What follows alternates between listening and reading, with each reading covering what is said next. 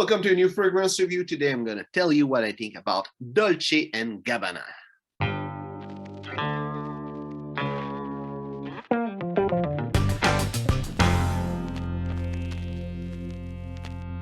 So, Dolce & Gabbana is actually not a fragrance house that I care much about, but it was asked to review it and say my thoughts about them. So here's what I'm gonna do. There are really three main lines.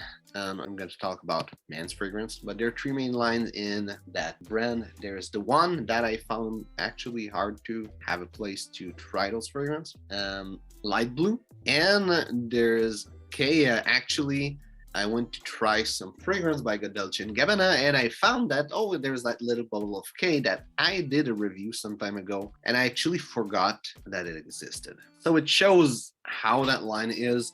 But basically, those three lines, the one is a nice, sweet dating fragrance. Light blue is a great summer everyday fragrance, and K is everyday fragrance, a kind of blue fragrance that works for everything, that smells like everything, and that's so forgettable that I even existed. I would say K is literally the worst blue fragrance, and if you love that line of fragrance, I'm really sorry. I would have said before, reminding myself that it existed, that it was Grec by Yves Saint Laurent, but yeah, K is not good. It has a crown on the top of the fragrance, and it follows what I say sometime, which is if you're a king and you need to say that you're a king, that means that you're not a king.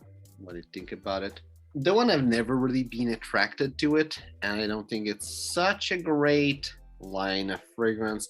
Wouldn't say that it's bad, it's just not my type. I'm more into leather, bold fragrance, like tobacco, and the one there's tobacco, but it's not too much into sweet fragrance, more like old school fragrance, and it doesn't make it really interesting for me, that line, though I get that a lot of people love it, and I don't think it's a bad line of fragrance, it's just not attractive to me. Light blue, and on the other end, I think it's really great. The original remind me a lot of Acqua di Gio, but it feels like they're a bit more intense on the flanker, which is actually a good thing to me. Acqua di Gio, they seems to do fragrance, create nice flanker, they discontinue it, and they're really narrow on the choice of fragrance. Acqua di Gio is great, of course. That's one of the real classic aquatic fragrance, but I feel light blue bring it to another level. It brings the whole aquatic, like really specific to Acqua di Gio type of aquatic fragrance to another level. It makes it a bit more interesting. Feels like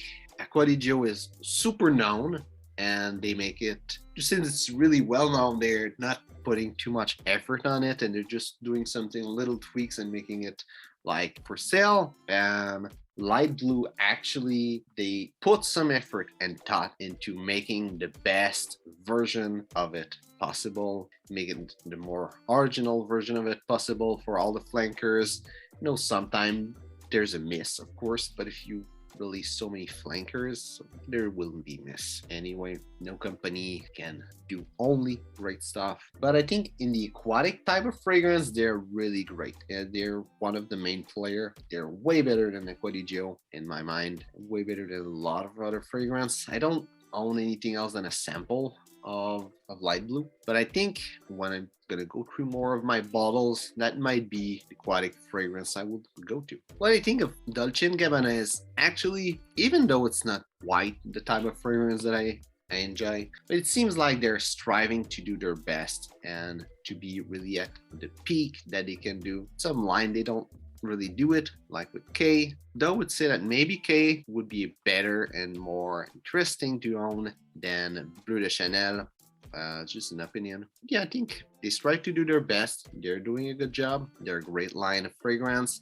They're not my type of fragrance, what they're doing, but definitely for people that like aquatic, people that like mass appealing fragrance, or people that like sweet, seductive fragrance, they are a brand to look at. If you're a younger guy in your 20s, this is a line of fragrance, a brand that you need to check their offering, because they're really great. They're less known than other major brands like Paco Rabanne for younger guys, but they are way better than them. They're cheaper than Chanel, and they make better stuff than Chanel. They are less known than Giorgio Armani but they still make better stuff. I wouldn't say for Dior, but I will say some of their stuff are better than Dior, and vice versa.